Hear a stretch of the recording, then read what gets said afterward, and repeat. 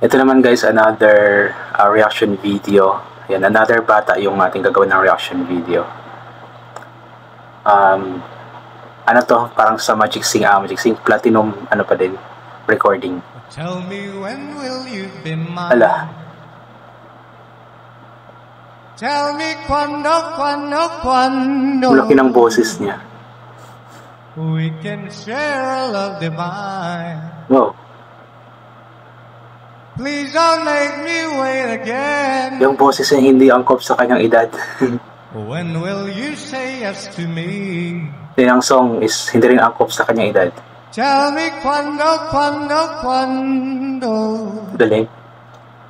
you mean happiness to me. Magaling siya kahit na hindi angkop sa edad niya yung Oh my love, please tell me when. yung song tsaka voice. Every moment today, every day seems a lifetime. Let me show you the way Grabe. to a joy beyond compare. Laki talaga ng boses niya. I can't wait a moment more. Tell me quando you say it's me that you adore. And then darling, tell me when. Masayaw pa. Nakakatuwa kasi magaling siya. Pero yun nga sinasabi ko, yung kanyang boses is hindi angkop sa kanyang edad. I believe yung naka-description nito sa video na ito is 13 years old pa lang siya. Pero yun nga, yung boses niya is hindi pang 13 years old, pati yung kinakanta niya. Every moment today,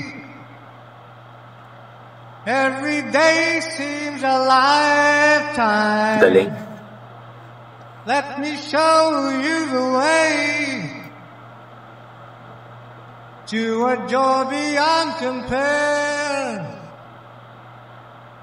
I can't wait a moment more. Tell me quando. Say it's me that you adore. And then darling, tell me when. Oh my darling, tell me when. My darling, tell me when.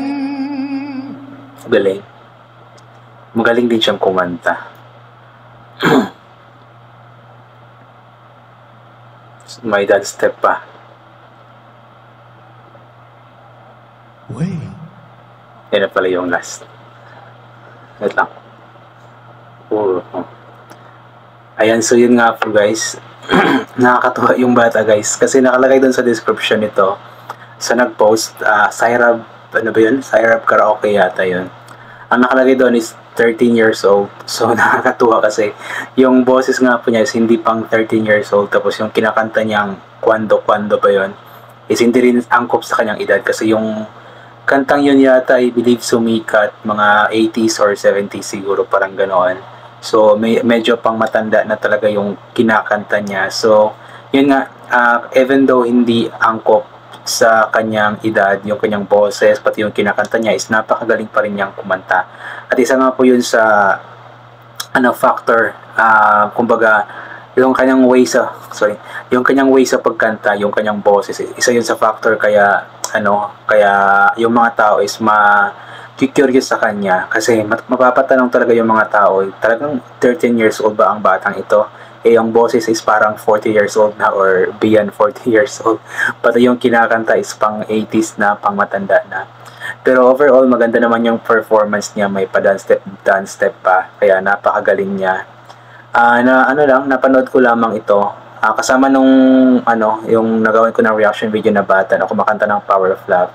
So, doon ko to nakita din sa page na iyo. Hindi siya page, YouTube channel.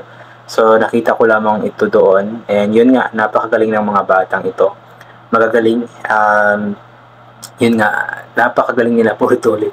Napakagaling nila. Talagang napaka-talented ng mga Pinoy, mga Pilipino. Talagang maraming mga kababayan natin na magagaling kumanta, magaganda ang boses.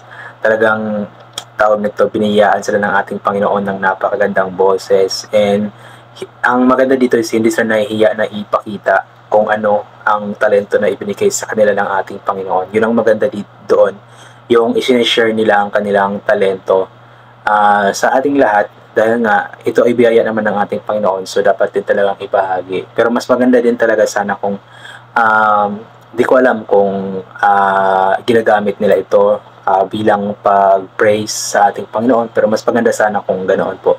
Yung biyaya ng ating Panginoon na boses sa kanila ay gamitin din nila para magsilbi sa ating Panginoon. Yun ang pinakamaganda or the best sa lahat. Ayan, napakagaling, and we're hoping na sana itong batang ito is mapanood natin siya sa mga national TV competitions. I'm not sure kung nakasali pa siya, pero siguro nakasali na kasi sa galing ba naman niyang kumanta. Parang parang professional niyang kumanta, especially yung kanyang boses. Parang ang dami ng pinagdaanan na contest ng kanyang boses, napakagaling niya.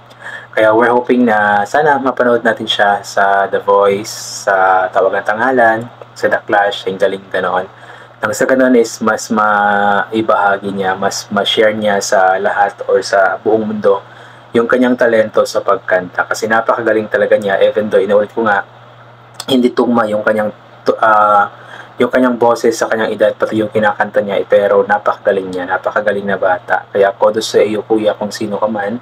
And we are hoping na ipagpatuloy mo lang ang iyong talento, ipagpatuloy mo lang ang pagkatakanta, kasi malaking bagay yan para sa iyo. I know na magaling ka na, pero mas gagaling pa kung mas palaging magpa-practice, palaging sumasali sa mga contest, ipakita sa mga tao yung talento. Huwag mahiya. And maganda dito yung confident talaga. Yung confident level niya is mataas, kaya very good sa iyo, kuya. Ayan.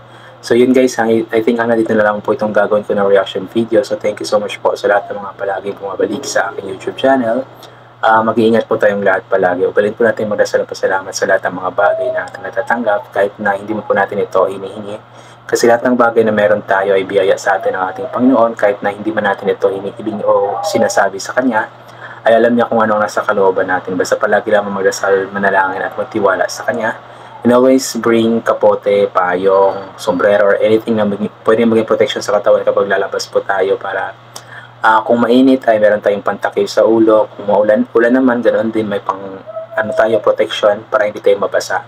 And take always vitamin C para ma-boost yung ating immune system at hindi po tayo tamaan ng sakit basta-basta. Ayan. So thank you po, God bless, and bye for now po.